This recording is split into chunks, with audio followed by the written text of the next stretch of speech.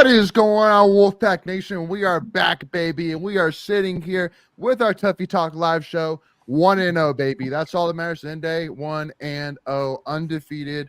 You know, we'll take it, and we'll be thrilled with it. As you know, I mean, it's much better than being Boston College, right, or Clemson, right? So. It could be one of those two guys. So, which we'll talk about them here in a little bit.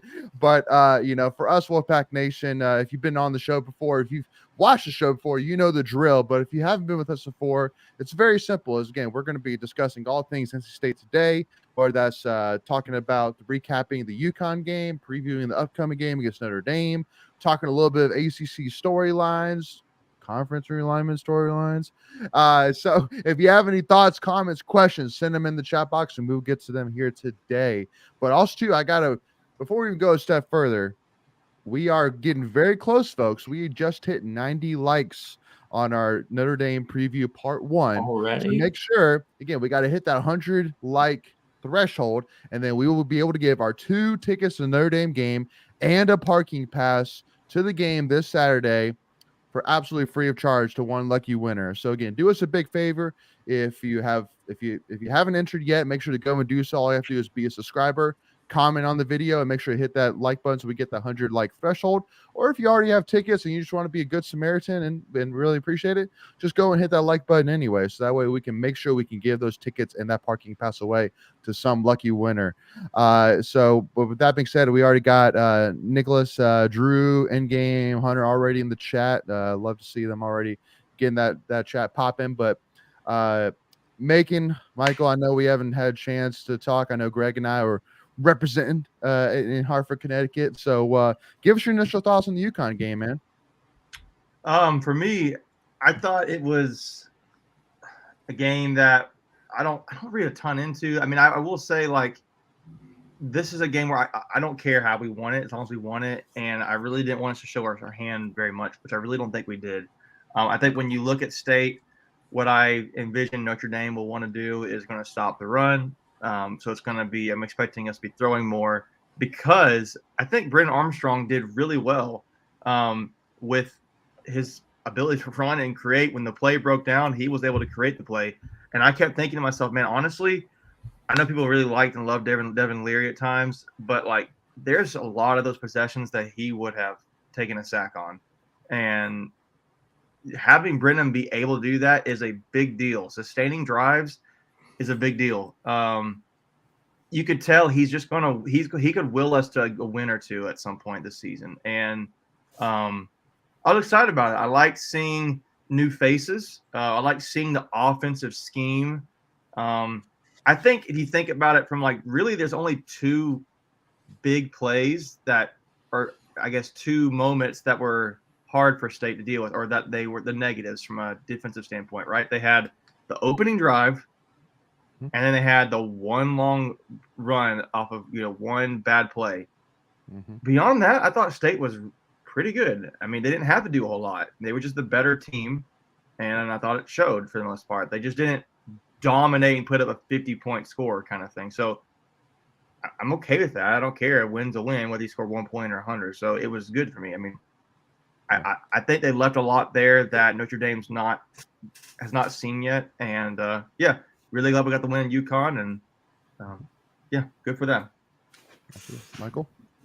Yeah, I'm along the same page there. I mean, it was with the new clock rules. I mean, we only had 9 possessions, so I mean, it's not going to be you score.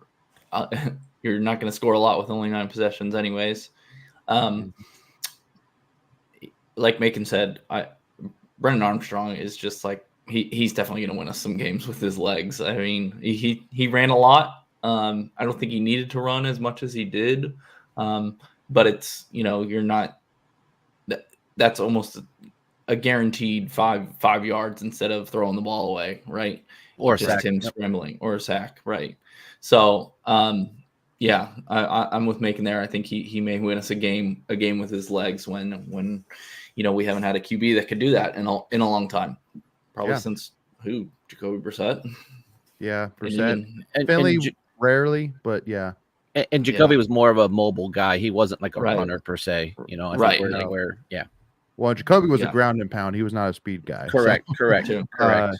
Brennan. Yeah. Brennan's got some speed, but yeah, I mean, defensive. I was more worried about the defense giving up those big plays on the first drive and that what was it, 70-something yard run, but those are also things that are correctable more so than, like UConn just beat us, overpowered us, or was faster than us. It was just guys getting out of position. So that's easily correctable, but yeah.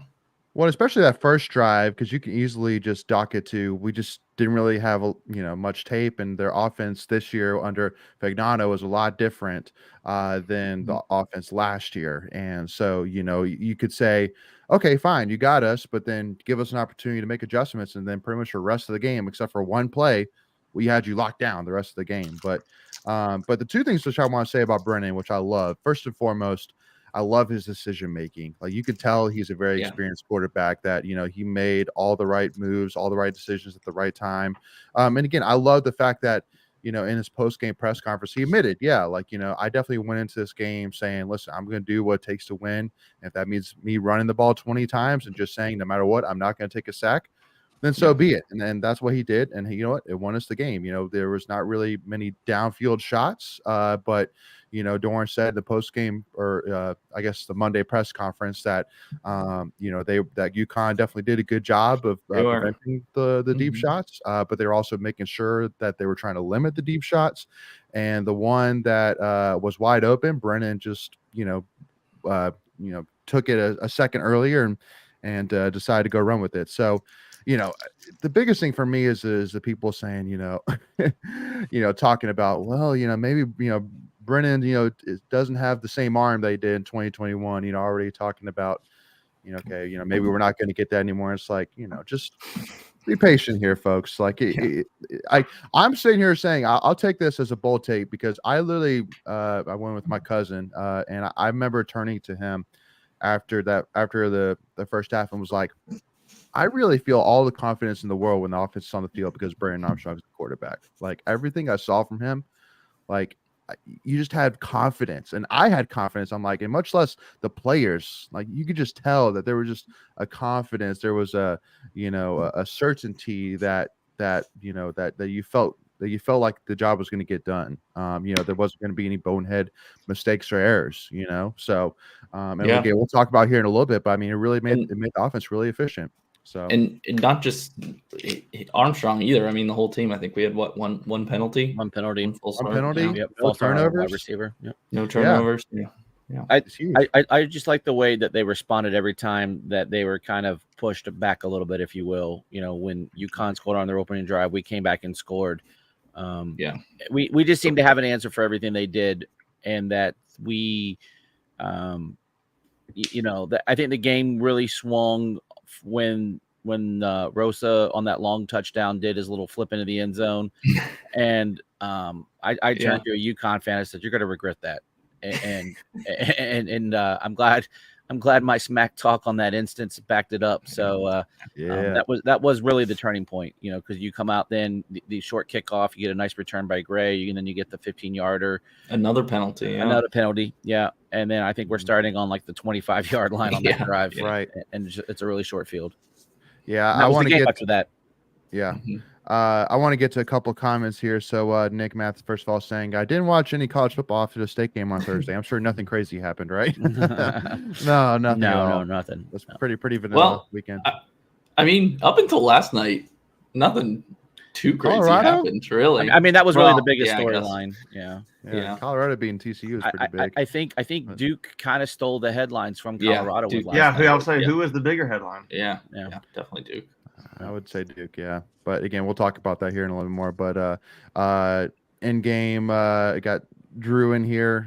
Best of luck to you, Drew, on the giveaway. In game, we'll also talk a little bit about SMU, Cal, Stanford here in a bit. Russell asked the question, or I guess made the comment here saying, appeared to me that some running backs missed some key blocks. This could have been reason we were unable to throw deep often. I worry about Armstrong taking so many hits. And then that was one of the biggest things that Dorn said today in his press conference, was talking about how it's kind of a tough balance between limiting Armstrong, in terms of his, taking hits, try and keep him healthy for, the 12 guaranteed games. Mhm. But it's also the side where it's like, then that's part of his game. Part of his game is his ability to run the ball. So it's like, and his ability to love taking contact. I mean, that's something which not a lot of quarterbacks love to take contact, but he loves it. So it's like that's going to win you some. That's going to get you some first downs. That's going to get you some big plays. Go ahead. No, I was just going to say, the difference between Armstrong and then you look at Cade Klubnik last night. Every time Brennan's going head first, right? So he's getting all his yardage, whereas Cade, he was taking that slide, and that was the difference on a couple of those plays. He turned it over because he slid instead of diving for it. Yeah. So you kind of like that, but then you also want your quarterback to protect himself. So it's a give and take. And I'll add to that. I'm looking at PFF for their stats on NC State for this game, and you mentioned that there was a concern about running backs missing some blocks.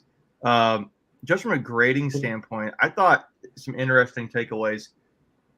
So when I look at run blocking, you got guys like I'd be curious. We ask this question: who do you think is our best blocker at the running back position?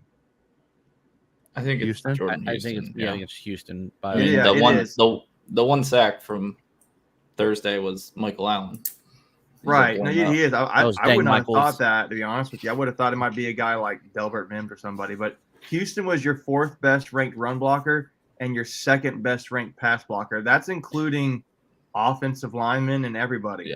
Yeah. So, I mean, those are good things. I thought Michael Allen, he's looking here at he was the leading grade for passing, like I guess, or like in the passing game. He was the most effective player from a grade wise, but to the blocking point, from a pass blocking standpoint, he was really bad.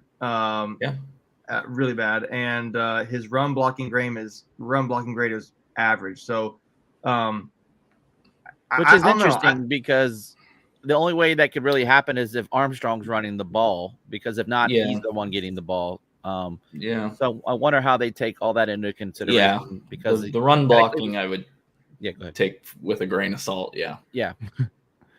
But just interesting thought. Michael Allen was your leading player on offense in both the passing grade for the offense and the running grade for the offense. His weakness is blocking. So maybe that's the point that someone was making there.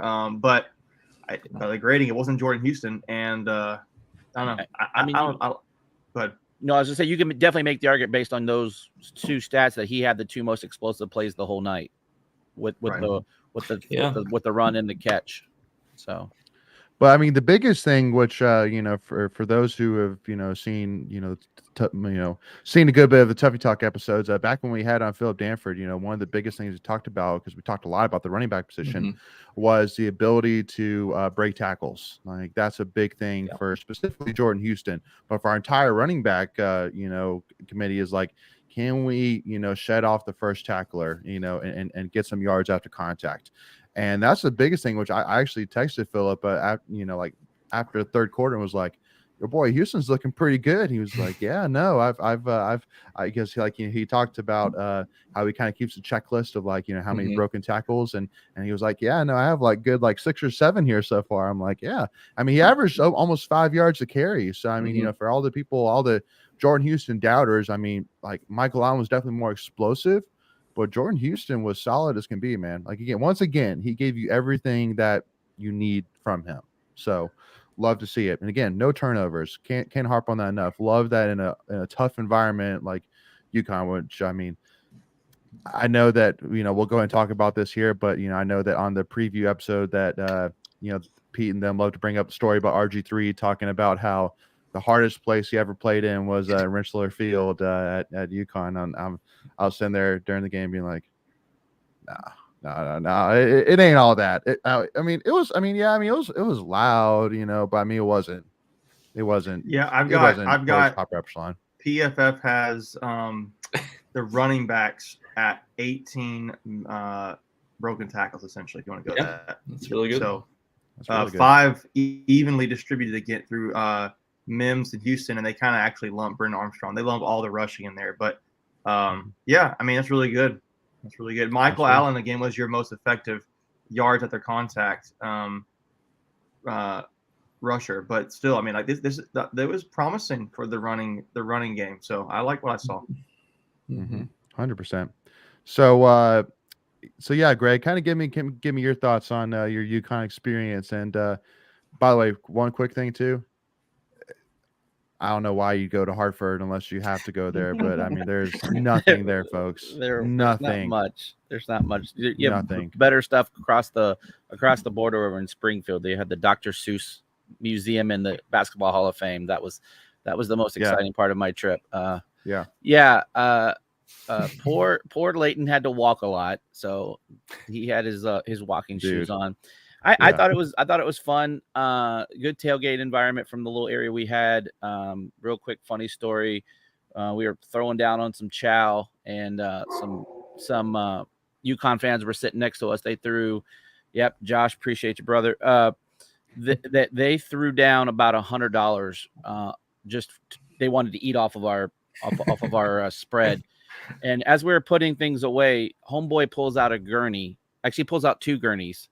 Come to find out, he's a funeral director, and he's putting all his chairs and tables on top of these gurneys that he takes dead bodies away. So that was my UConn experience right there. Yeah. Wow, that was a little weird. that was his tailgate. He had that, like, that's he what hurt at a tailgate. Gurneys. Yeah, he put everything on his gurneys. Yep. Yep. And he popped it out like a No bad A too. Like he pulled it out like, all right, y'all want to see my gurneys, and just pulled it right out of the bag. I was like, why you got gurneys? He's like, I'm a funeral director. Tells me everything I need to know about you from the last 2.5 hours. Yeah. And then another quick funny story for me was me and my cousin went to breakfast, and we were at a diner, and we were trying to figure out what we were going to do after the diner because we had so much time to kill before the game. And this guy comes up to us, was wearing in-state stuff. He was like, "Y'all going to the game?" We're like, "Yeah." And he was like, well, yeah. And he's like, "Oh, what do y'all got planned after this?" I'm like, "Well, it's funny you ask because we're trying to figure out what to do. What would you recommend?" And he was like, "Well, there's the Mark Twain Museum is right down the road. And then about an hour away, there's a casino." And we're like, "Oh man, that's so cool. Yeah, appreciate it. Thank you so much."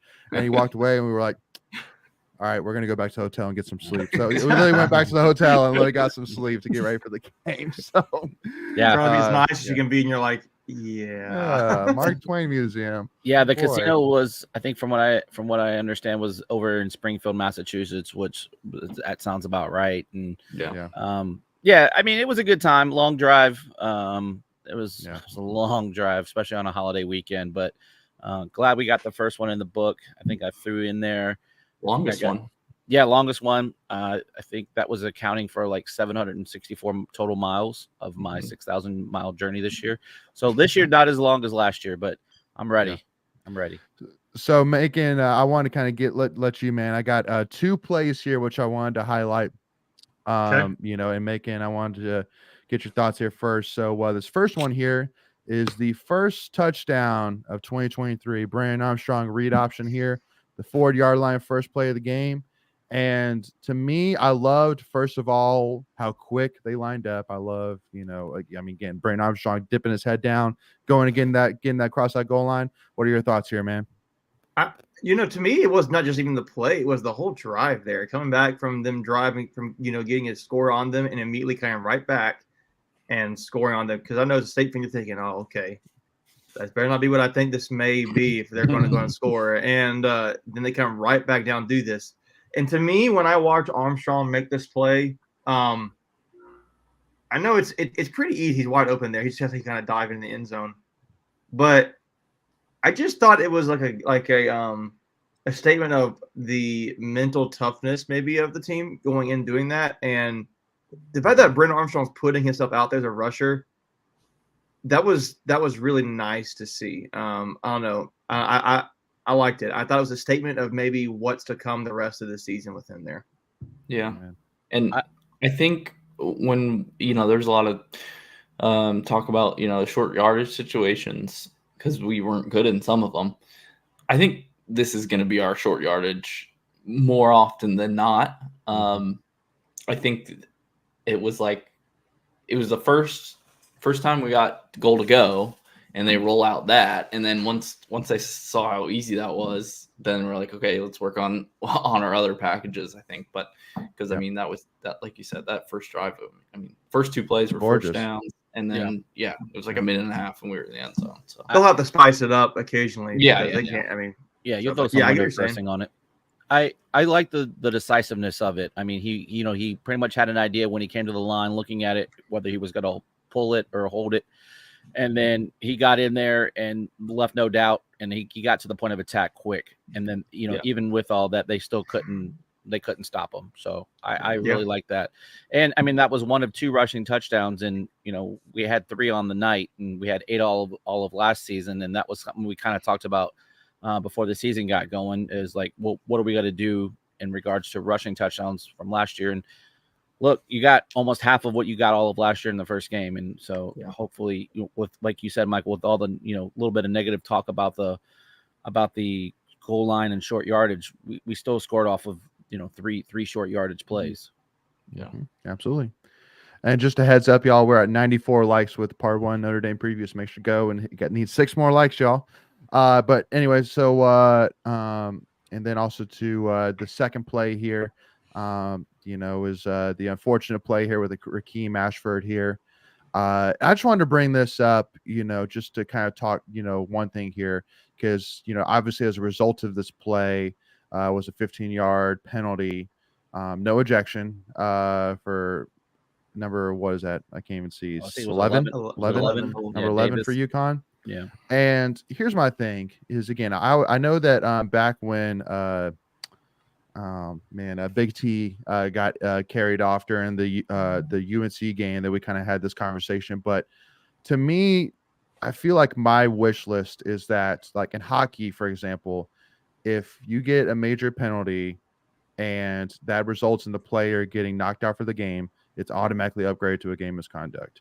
And for me, I'm sitting here saying in this football, there was no intent on the football here. None. There was no intent. The Rakeem was nowhere near. Was nowhere near Julian Gray. The play was over.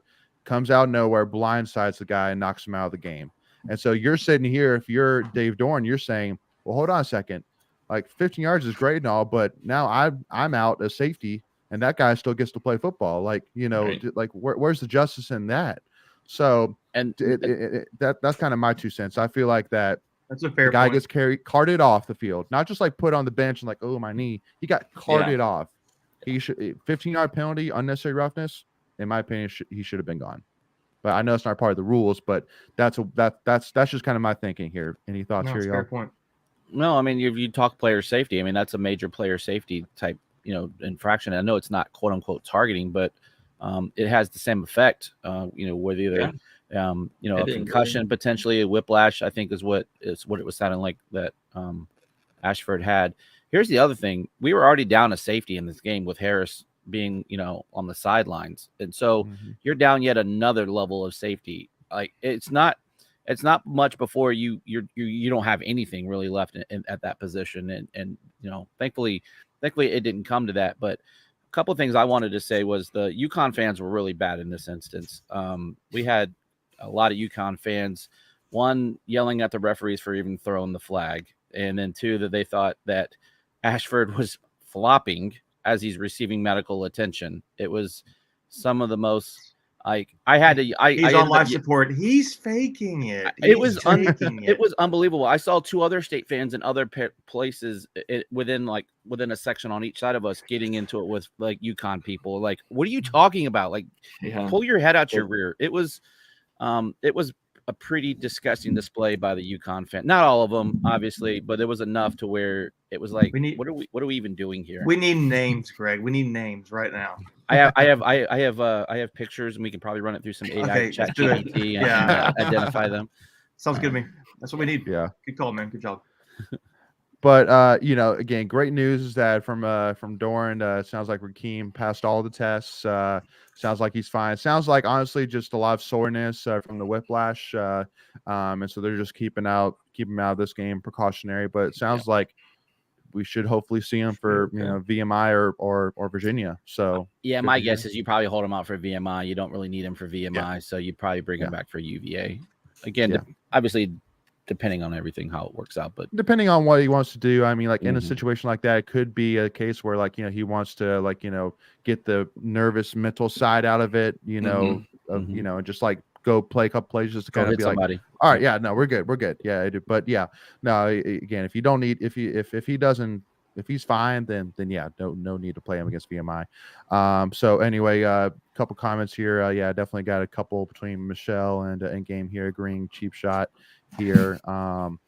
And also too got Cam here saying with them playing a lot of 2 deep zone, we were just taking what was there all game. So yeah, completely agree. And that's what you want to see from an offense. You don't want to be that one trick pony, that that triple option where it's like, all right, they're stopping the run.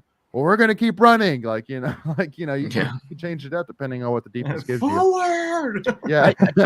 I think that was another, when we did take our shots, we were fairly successful in it, with drawing the PI. And then we did have one completion, and then we didn't, we had the one incompletion. So, I thought it was good that Brennan didn't force the issue, but I think at some point this season, you're going to have to see him force the issue.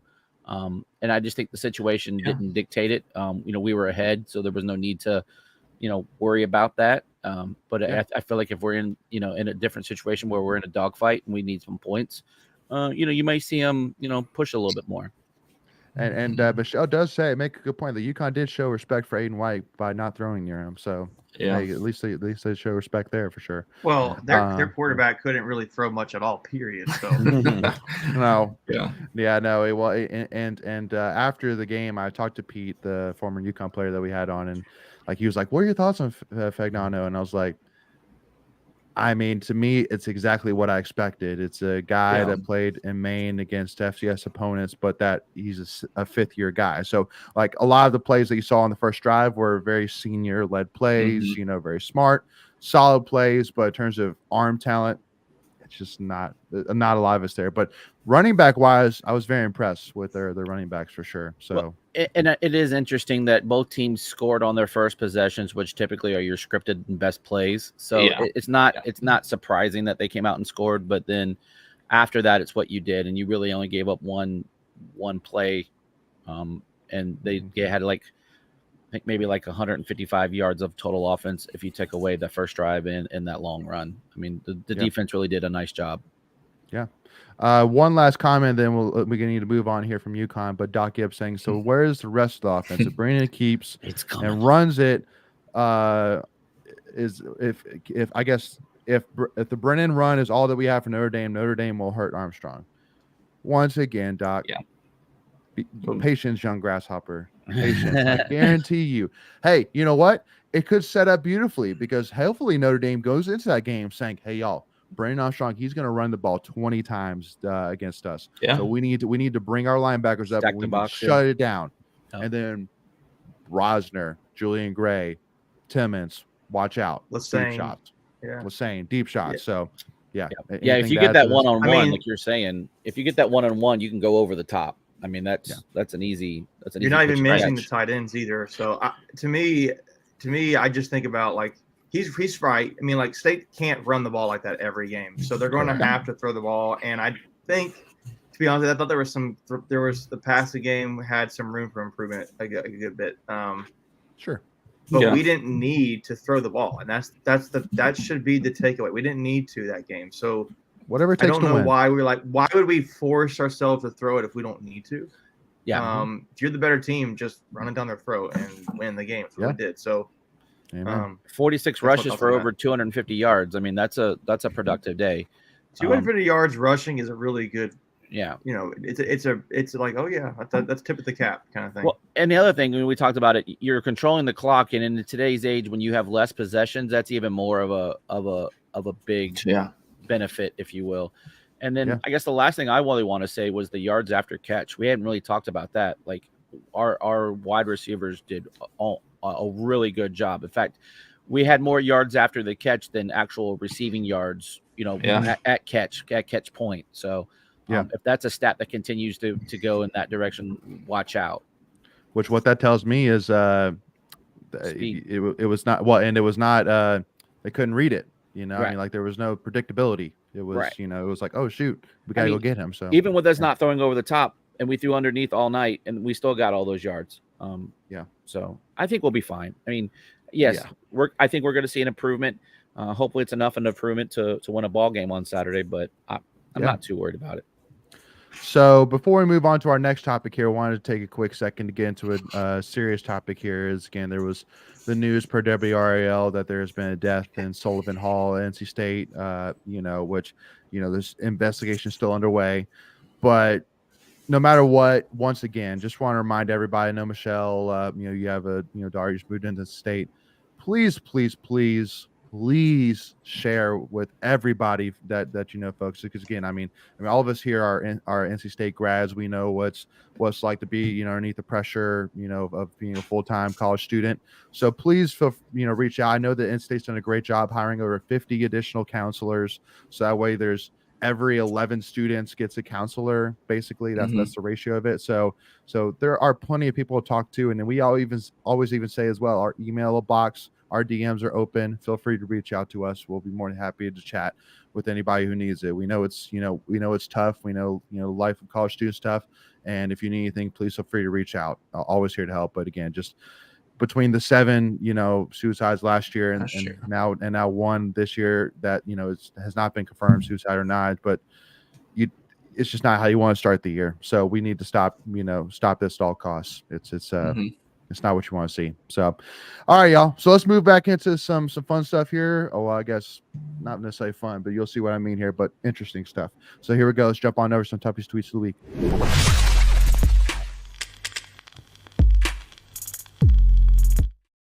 And here's what I am talking about. Welcome to the ACC, Cal, Berkeley, Stanford, and SM freaking U.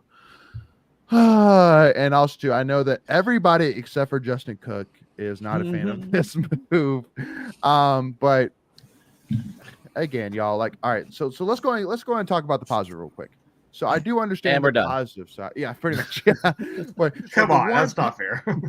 But the one positive which comes to immediate mind is that I get where they're basically trying to prevent what happened in the Pac-12, where basically so many people left until basically there's no conference left. And so it's like, well, we basically are forcing our hand to either do some drastic overhauling or just disintegrate altogether. So now adding these 3, if Clemson, or FSU or UNC want to leave, then you still have enough to handle a full conference load. So I could see that as the one positive.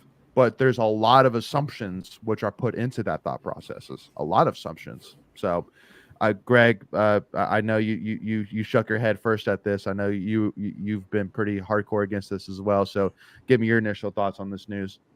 Yeah, this is just more of a knee-jerk, reactive, not proactive move. I get it on the surface, but all you did was just assure that this conference is going to be a shell of itself within, I would say, the next 5 to 7 years. There's no benefit other than you're probably going to get a couple more $1 million. It sounds like from state's perspective. And Joe Ovi said extra $3 million. The numbers. They don't share the true revenue numbers, so it's all guesstimations. But yeah, anywhere from 3 to 5.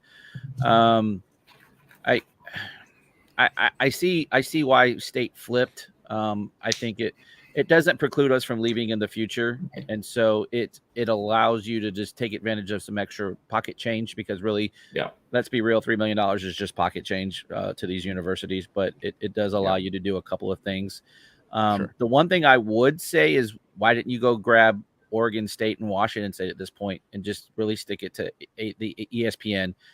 Because then you could have gotten some more money from them, and you probably could have shaken them down for about what you brought in Cal and SMU, or excuse me, Stanford for, because SMU's not getting a dime for the first, at least portion of it. And I think the other two are getting 30%. I think something like that. They're taking a 30 discount. Yeah. But I think Oregon State and Washington State couldn't afford to take that deal. I think Stanford and Cal and SMU can afford to do that. I don't think those other two could be. Well, isn't SMU private? They are. Yeah. But the thing is, when you did this, all three are private, right? No, Cal. Cal. No, they're Cal's public. Cal's very Stanford's private. Yeah. Stanford. Right. Cal Berkeley. Yeah. I believe Stanford is private. So Stanford and SMU are private. Yeah. Where the other two, I believe Washington State and Oregon State are public schools. Yeah. So I don't know. Like at that point, you might as well just stick it to ESPN because they got to pay you out. So I don't know how. I don't know how. I mean, I would even think even at a reduced rate with Oregon State and Washington State, they'd still be making what they would be potentially making in the Mountain West, because I think that by all accounts, that's the rumor where they're potentially landing. I don't know. The rumor is that State made a backroom deal for AAU status potentially, which then could open the door for Big Ten access later on, because Stanford and Cal are both AAU voting members. Who knows? There's definitely something that changed. There's something brewing. We voted no originally, right? And that was still when the whatever that $3 extra million that was on the table, always on the table. Yeah. So what extra did we get to make us really flip that vote?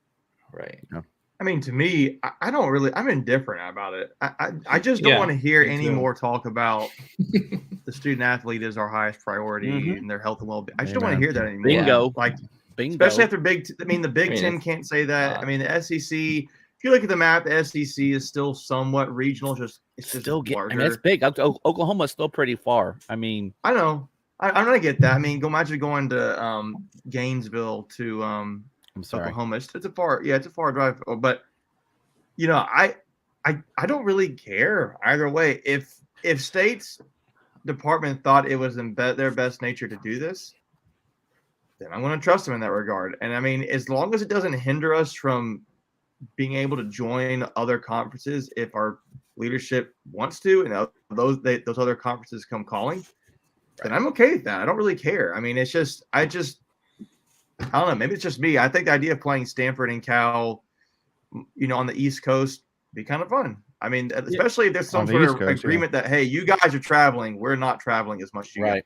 I'm pretty sure that's part of it. I think I heard somewhere that maybe you do something in the middle of the country for like swim meets and those kinds of things, instead of being like, hey, we got to go out to, to Stanford or a volleyball San Francisco game Square or wherever it is. So, and that's the crazy part, because I'm okay with commercial. Right. I mean, I know, I get it. I don't like it either. It's that part of it. I am a little indifferent about it, just because I think State can get a little more money if they really want to. Heck, that might not be you mentioned Joe Giglio. He may not know everything about the situation, right? So he probably doesn't. But I can almost say for certain he doesn't. So we'll see. I mean, like he probably knows more than we do, but still. Yeah, but sure. I mean, it reeks. I mean, if all you're getting is $3 million, forget the drug deals behind the scenes and whatever may have been negotiated. It's not worth it, right? Because in light of what, from what perspective? I think State perspective. Well, the ACC, it doesn't make sense, right? The ACC, I don't think it makes sense. From you're still going to be a dying conference.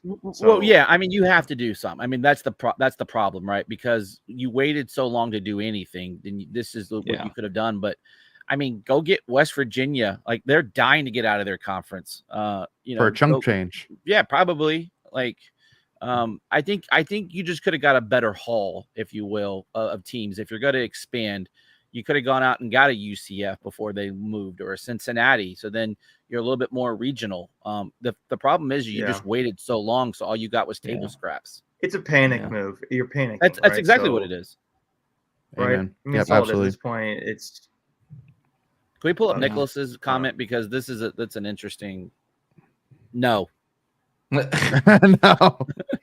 And that was the problem too. They were dictating all these circumstances that you have to go take these schools, and it's the secret society. Sir, go on. Yeah, sorry, thank you. I always forget that we release this non-video as well. This was all orchestrated by Notre Dame, and that it's the Notre Dame secret society handshakes, because you have Jim Phillips, who graduated from there. Like, there's so many Notre Dame ADs out there, and it's, I don't know, it reeks. The whole thing reeks. And of course, we got West Church saying App State, and again, that'd be no, like, again, they don't offer you anything outside of football. Even their football stadium is just, that's another Boston College edition. Yeah. You're just adding basically a Boston College with less tradition and less money. I really think people's opinion of App State, like, no one's talking about App State in these expansion talks, right? Like, no one's talking about ECU. I think people are just thinking a little bit highly of those programs than they actually are in the national eyes of things. So, and the money side of things, right?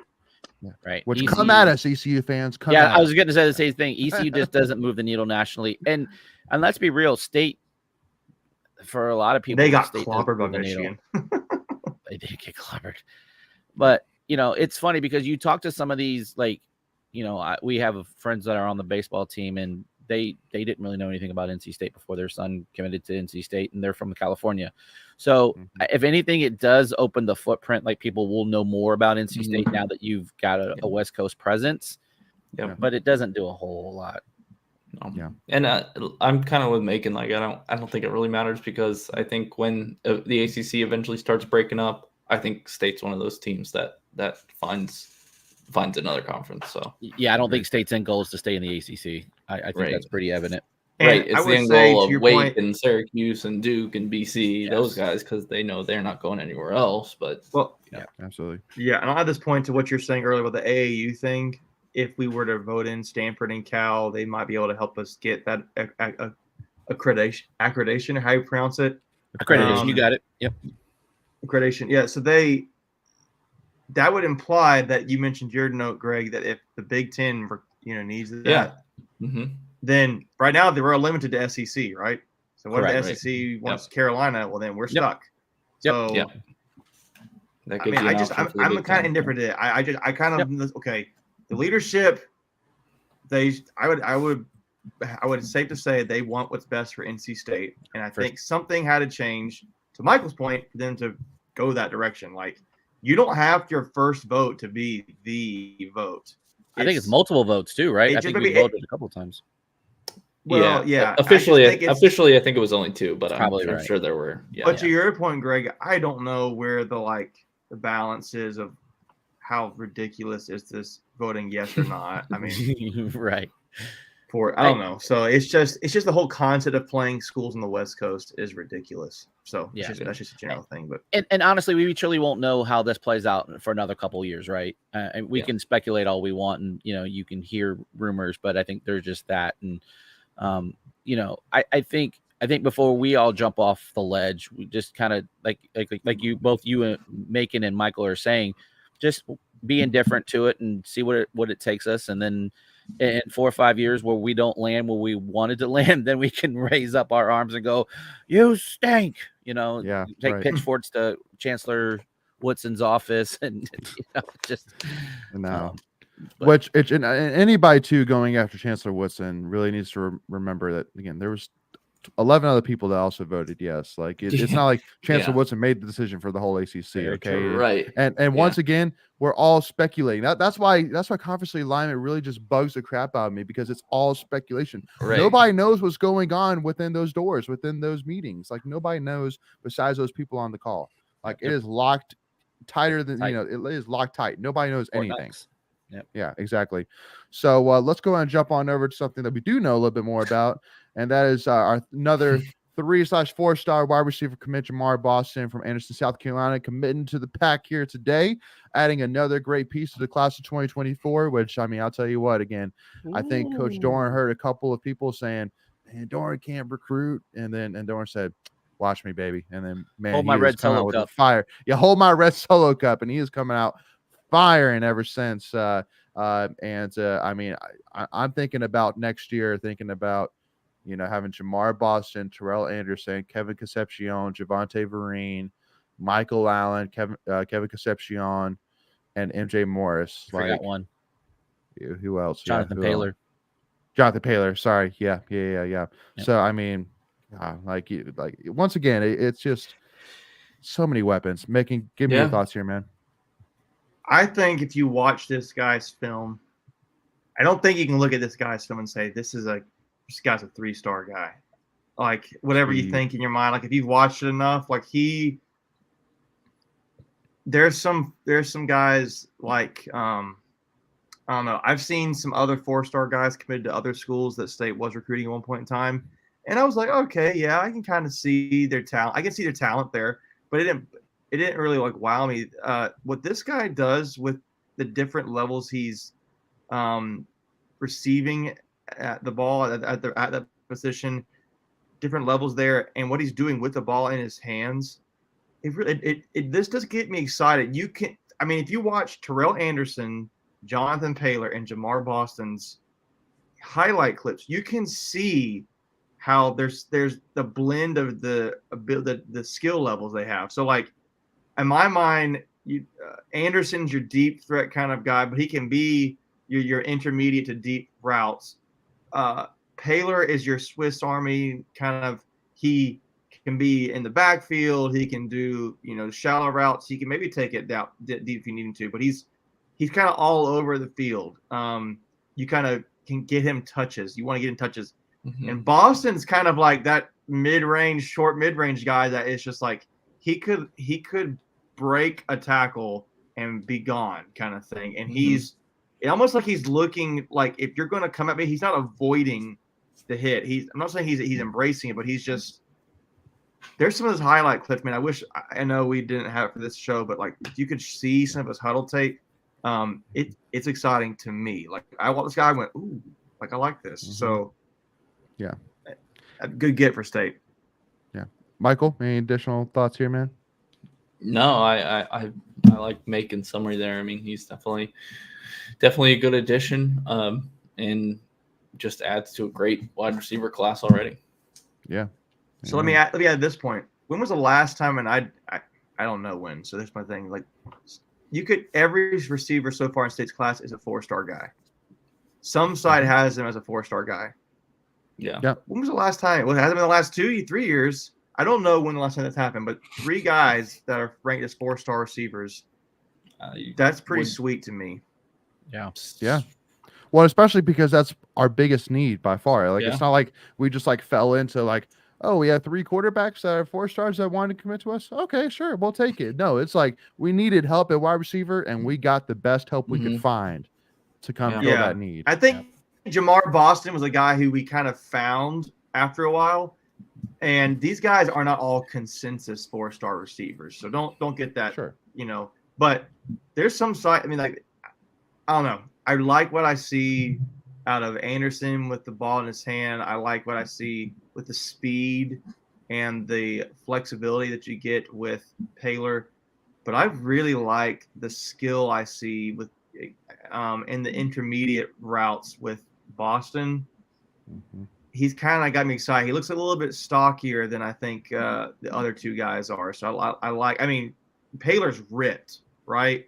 Yeah. Anderson's is a long guy, but Boston just like he comes across like he's stocky. Like he can kind of use his body a little bit to break away from the tackles. And I like that. There's some clips there you'll see. Yeah, absolutely. So excited to see what he can do, man. And again, it excites me that all this is going on, only right after the first game. Like there's still so much time where, a lot more noise can be made, and we're already pretty deep and pretty stacked in our 2024 recruiting class. So love to see it. Great job, to the coaching staff, and excited to see what we can do. All right, so let's move a little bit on to Notre Dame, baby. Let's start talking a little bit of Notre Dame here. So before this show, we put out this poll here. So for those listening, we asked the question, which Notre Dame win was more memorable? 2003 Gator Bowl win Phillip Rivers versus Notre Dame or 2016 Hurricane Matthews win. And I did check because I pulled this about 15 minutes before the show started, and I did check, and it still stood that 54% said 2016 Hurricane Matthew, 46% said 2003 Gator Bowl, which I thought there was one interesting comment saying, I think the age of the voters would have a lot to do with this. That too. And I do agree with that. So I think the fact that it was 54% Hurricane Matthew says a lot, because I do agree. I mean, like myself, like I was alive for the Gator Bowl, but I was too young. I didn't go. So, but I mean, Greg, were you shocked by this result at all? No, I wasn't, and I was the one that threw this out because I was just curious because we do have a winning record against Notre Dame. We're 2-1 all time, and I was just curious. I'm old enough to know. Or excuse me, not know, but remember both of these games. And I had a feeling that the 2016 Hurricane Matthew Bowl would be on top. One, just because it's more recent and people tend to, it's kind of like when you're picking the GOATs of all time, you tend to pick the more recent GOATs instead of like the older GOATs. And so this kind of reminded me of that, but both memorable, State getting to 10 wins, and, who can forget the Coach Thunder smackdown. It was a dominating performance, one that kind of put State on the national map, just taking it to Notre Dame the way we did, and we weren't favored in that game, and of course who can forget the Hurricane Matthew game. I mean I won't, and people still talk about it, and there was only probably 20,000 people, but you'd think there was 80,000 because everyone's got a story from it. And by the way, Doc, I see your question there about MJ and Armstrong. We'll touch on that here after this comment here, but yeah, I mean, like I feel like just for Hurricane Matthew, it's just so unique. Like there's not been many, if maybe one or two games in the history of college football that have ever been like this one. Like the first one comes to mind is like one of the really early Ohio State Michigan games where it was literally like a blizzard and they couldn't even see like the goal line, and then the final score was 2-0 on a safety. That's how unique this game was. Like this game should not have been played, but we played it anyway. I think there was other teams in the triangle that had games that day that did not play. If UNC, Virginia Tech, UNC played Virginia Tech, but they did, but they played later. They played later. They did play, I think. Yeah, I think it was UNC VT did Virginia play. Tech. Virginia Tech went to UNC and won, I think, memorably. They did. Yep. Okay. Yep. Yeah, but either way, I just remember being like, to your point, Lane, about this game, like I remember listening to the radio when I was leaving, and they were talking about how they write the weather on each game for the note, and they usually sunny, rainy. They just wrote Hurricane Matthew, and that just kind of says it all. I remember how wet it was. I mean, I had my dad's hunting waders on it, and I had to go and empty them out at halftime because there was so much water in them. So yeah, I just remember that we were staying in a hotel out in Smithfield. We couldn't even get back to our hotel. The roads were closed. And so we ended up having to stay at the Sheridan, and we went and had dinner at Jimmy V's restaurant, and we had dinner with Ted Brown, and it was, cool. We ended up having to stay there. And my buddy who flew in for the Notre Dame game, he lives in Ohio. He's a Notre Dame fan. We got back to our hotel. It was on the 4th floor. Power was out. We had to walk and bring all of our stuff down, and we almost didn't get them back to RDU because roads that it said to take were actually flooded out, and it was a mess. But it's still one of the greatest weekends I've ever had as an NC State fan. It was fun. It was fun. Yeah, 100%. So, looking forward to hopefully a less unique game here this Saturday. Hopefully just beautiful weather. I know as of right now, they're projecting thunderstorms, which I mean it's still Tuesday, Notre Dame without rain. Yeah. And in-game even adds in here saying that there's a GFS model that has a powerful hurricane near the Caribbean that will hit us by the time we play Notre Dame. I think it was Corey Smith actually that a couple days ago tweeted out saying, just so Wolfpack Nation knows, as of right now, they are not projecting a hurricane to come hit North Carolina. I'm like, well, there's still time for one to get developed and come our way. We can brew one up real quick. Yeah, I'm like that's a little easy to be making. That's a little early to be making comments like that, because I mean, it would just be our luck that it would happen. And I don't even know what I would say. I'd just be like, I would laugh. wow. It would, No. yeah, only NC State.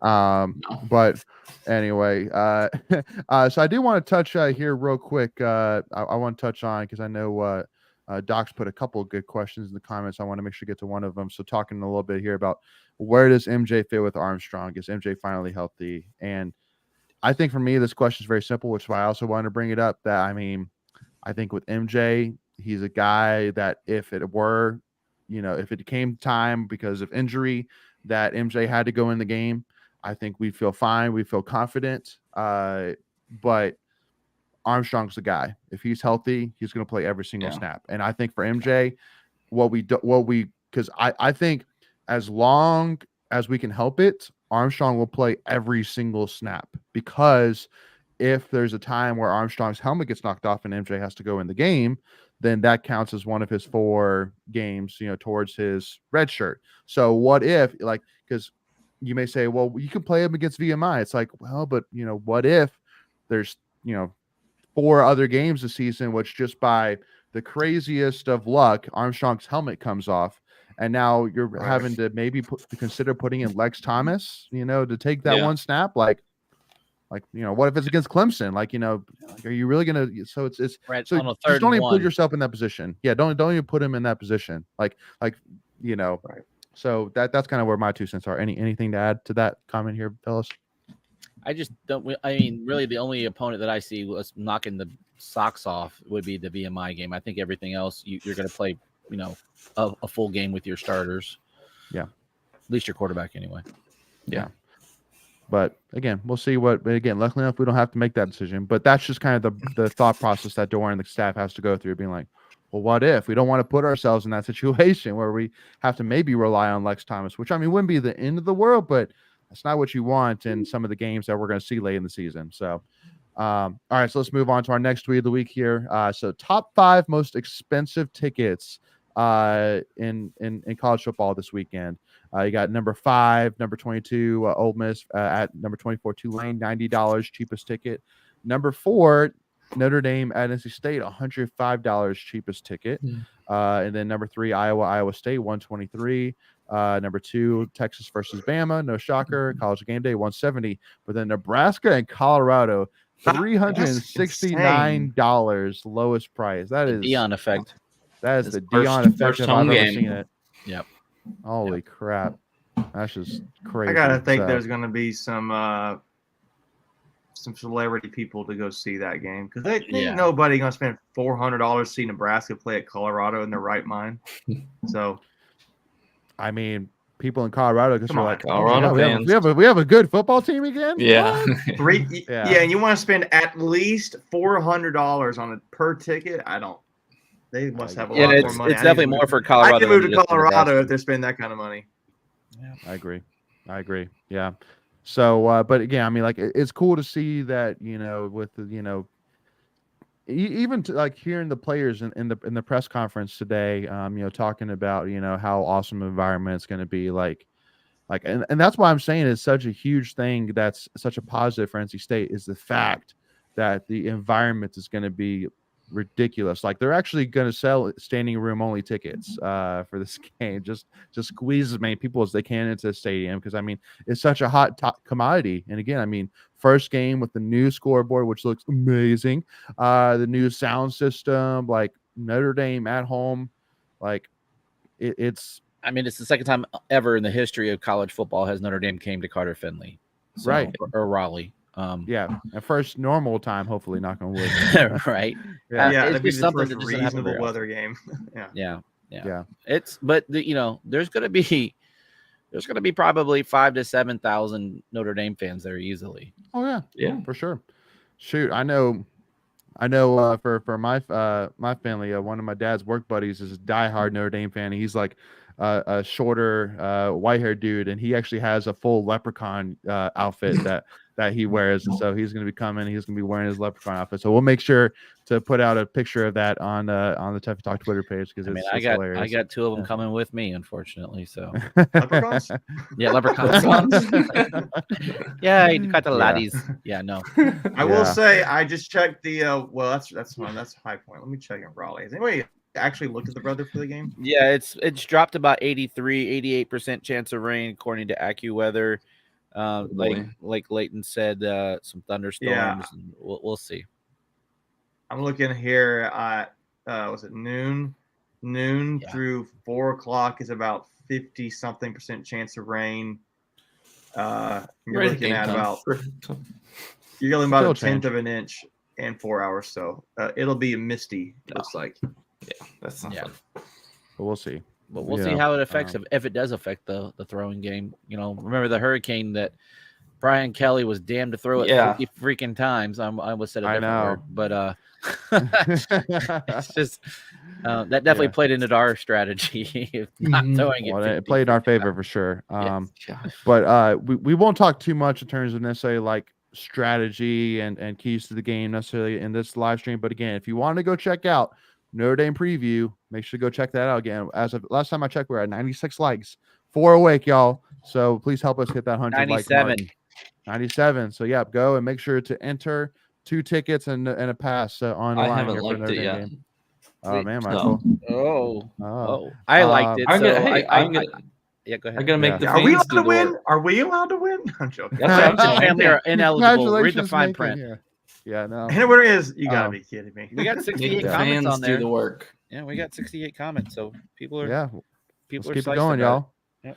All right, and then one last question to kind of wrap this up here. And Rusty actually submitted this question right before the show, so I wasn't able to add it to our mailbag here.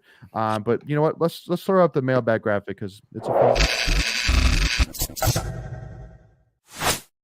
Boom. All right, this question here from Rusty saying, does Notre Dame have the best tradition and the most mystique in all of college football?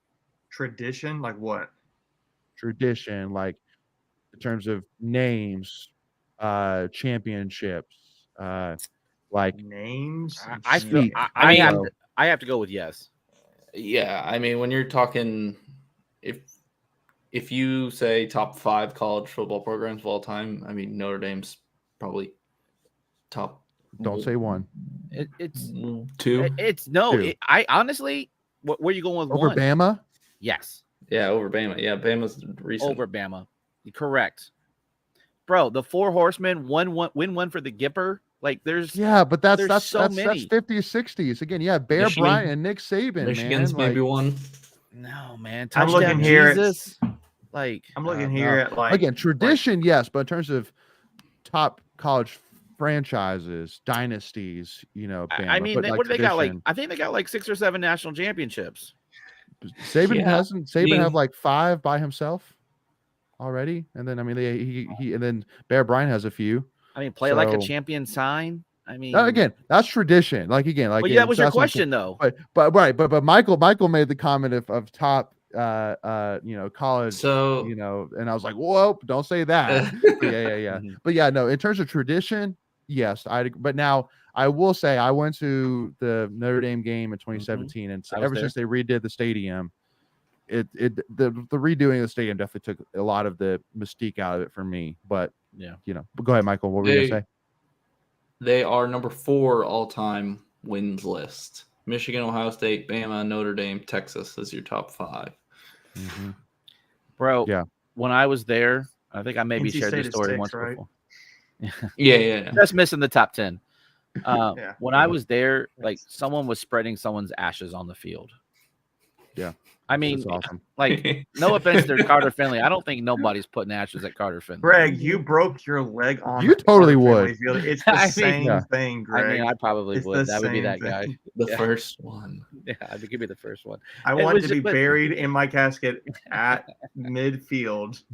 They run over me. They're running. I want all North Carolina flags that have staff. No. Notre Dame is just different. I mean, there's no doubt about it. In terms of tradition and mystique, I mean, like Rudy itself. I mean, No. Then, so tradition, mystique. I'd agree. Yes, the when gold you're talking helmet. National championships, I mean, not counting Princeton and Yale because those don't count in the 1800s. But Alabama's first with 18, and then Michigan, Notre Dame, and USC are tied with 11 each. So I was even wrong. I said 8. So come on, man. But wait, you just said Alabama had how many? They have 18. Yeah. Yeah, but the 18 question to was 11. overall. I mean, how many movies have they made about Alabama? Other than Forrest Gump. I was gonna say Forrest Gump. Maybe that's all you need, man. Run, Forrest, run. Yeah, no. Wait a minute, Greg. Is that really your argument? Like, he's talking about the mystique, right? Like, he's talking about one movie to a half a movie. Bro, they've made so many movies about Notre Dame. Hey, if we're gonna go to this route, then how many documentaries are there about Notre Dame football? There's one about NC State basketball. Is NC State the greatest sport? No, I mean, they have a whole freaking. They have 2 30 for 30s on it. Yeah. They had the kicker, and then they had the Catholics versus convicts. I think there was another one. I think there was a Rudy one too. I can do this all night. Let's go. No, I mean, again, like, are you a closet Notre Dame? I am not. I love tradition. If you aren't dressed up in a leprechaun outfit on Saturday, I'm gonna be so mad at you, man. They don't make you, eject you from this podcast. They don't make leprechaun outfits and extra sexy. I looked, so okay. I will stick with my Wolfpack red. Oh Lord. But yeah. So anyway, so answer your question here, Rusty. Yes. So we agree that in terms of tradition, mystique, yes, Notre Dame, for sure. 100% agree. Last thing I wanted to add. This is on Friday night, 8:15 p.m. at Invisalign Arena down towards the airport. The Ice Pack will be opening up their season versus East Carolina. Again, this Friday, September 8th. So make sure to go and check them out. Again, Friday night. It's gonna be a beautiful night against a rival in ECU. So go check it out. I think tickets are like $5-7, something like that. It's very cheap. It's a great time. You can have beer, you got food. It's a great time. So make sure to go and support these guys. And we're actually going to be doing a preview, which we'll actually release next week in lieu of a VMI preview. Not saying we're overlooking it, but I don't think a preview is necessarily justified. Hey, anything can happen, guys, right? I mean, yeah, but I mean, I don't know how I don't know if we could fill an hour worth of preview for VMI, but yeah. So instead we're going to be preview of the Ice Pack season, which should be really good this year. Just FYI. So yeah. So Invisalign Arena, can you even see it? Good. Are you being funny? Yeah, you are. Okay. So we have any? I know we gave our predictions at the preview from last time, but well. Yeah. Well, Greg and Michael, did theirs. So yeah, Megan, let's hear yours, man. What's your prediction? Well, I already said for me, I think State drops this game. I think if you guys check out part 1 of the preview, that Greg and Michael did, the point that Ben Belden made, that he was like, there's never been a lot of room for questioning Notre Dame to this point, even though they've played like Tennessee State and Navy. There wasn't a lot of concern from execution to this point. So they did what they needed to do very well. So, or pretty well, or whatever you want to call it. But it's just like, I think they're going to get us. I don't know. I think they're going to get us. I think the argument about, what's his face? Sam Hartman's not played great against NC State. That may be true. And I know we did get Savion Jackson back. I know we get Lyndon Cooper back. I don't know. Has anybody heard anything about Jakeem Harris yet? He was listed on the depth chart as still the starter, but it doesn't really mean anything.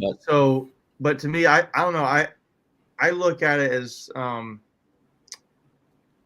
Sam Hartman now is with a totally different level of talent at Wake Forest and a way better offensive line. So I kind of think it's going to be a 2-score game. I really don't know what that's going to look like, but that's what I think. Yeah, I don't know. I would love to not be that way. I'd love to beat them by 1 point. I don't even care. I want to win. But who's the closet Notre Dame fan now? I'm not advocating for them being the better program. I'm just saying. I think I will say the rain. The rain's going to force teams to run the ball more, and both schools like to run the ball. So maybe does it come down to somebody blocking a punt and running it in for a touchdown? Is that how this game gets won again? So see how it goes. Is that my hot take for the game?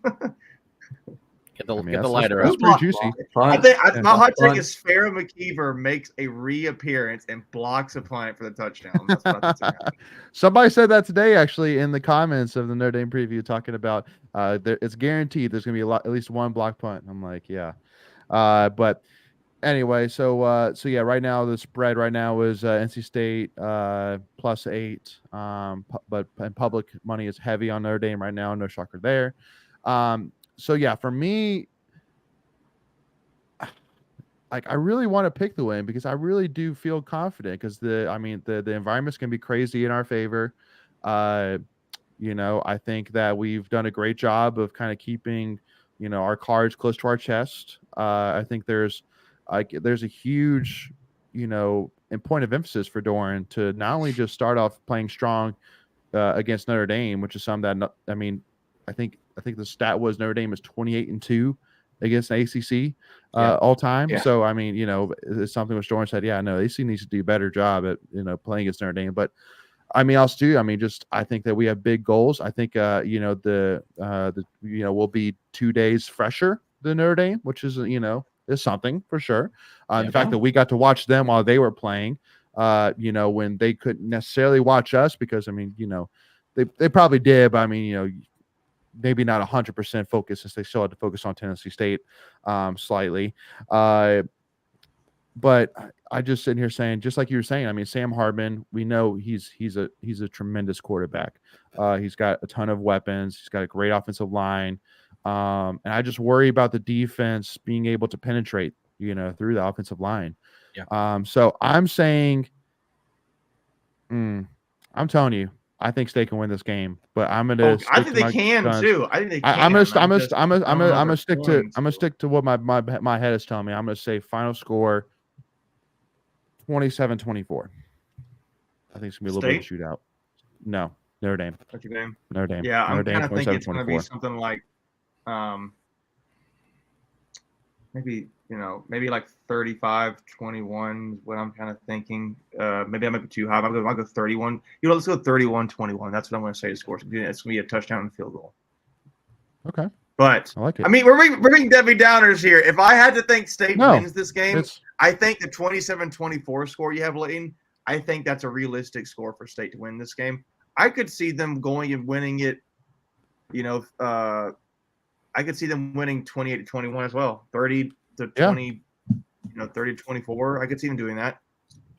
Yeah. But yeah, I got Josh in here saying 28-14, like that. So again, y'all, it's gonna be an exciting one. The biggest thing which I'll say is, once again, I know Doran's really harped on it, but yes, it's a noon game, but it is what it is. Show up. It's gonna be a huge game. The boys need us. The boys are gonna be excited. They can win this game. So show up. Let's have their back. Let's be loud the whole game. Let's be in our seats for 4 quarters, and let's win this puppy. All right. So with that being said, that wraps it up here. Sorry, any other last comments? Yeah. Sorry. By the way, I did confirm we can't camp out overnight. I know.